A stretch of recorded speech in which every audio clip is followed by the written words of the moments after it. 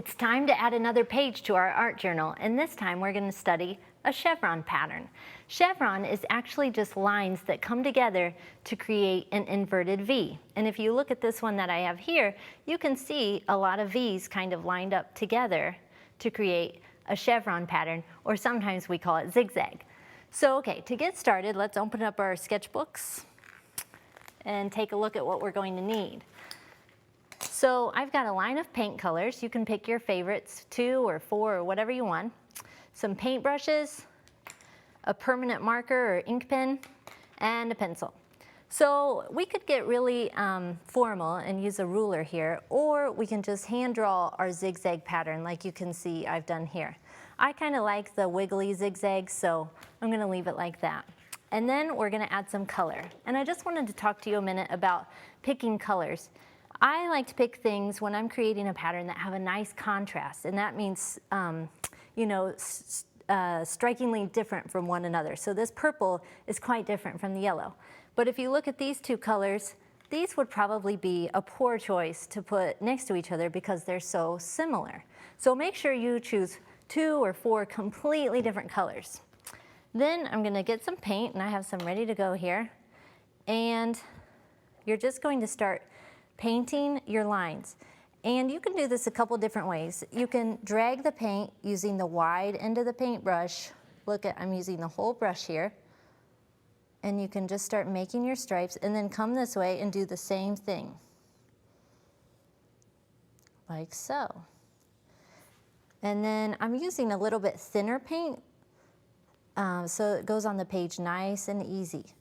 Now if you want to switch colors, and if you need to clean up the edge, you can just use the edge of your paintbrush.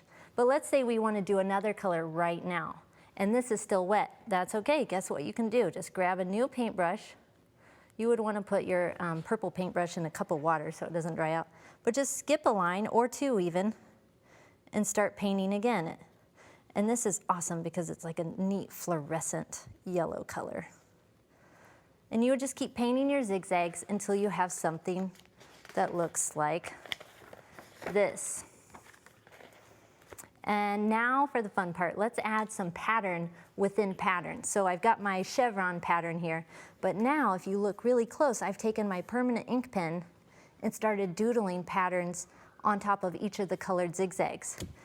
So let's move up here to this orange section. And the first thing you might want to do is just actually outline your zigzag. And you could use a ruler, or you can just freehand it.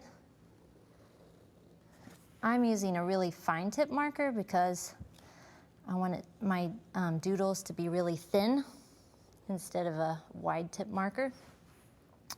And it works really well on top of this painted surface.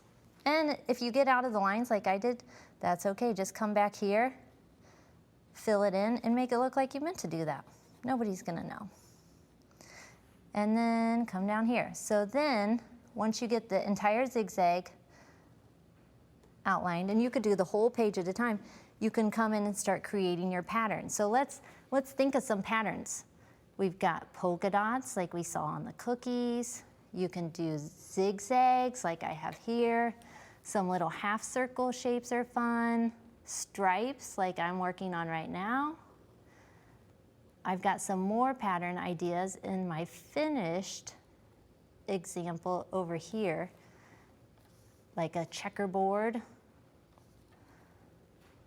And you can even make up your own pattern, because a pattern is simply something that repeats. So you can make up your own, wiggly shape. Just make it over and over again so that it repeats. So I know you're going to have a blast coming up with your own patterns, filling in your own chevron design in your sketchbook at home.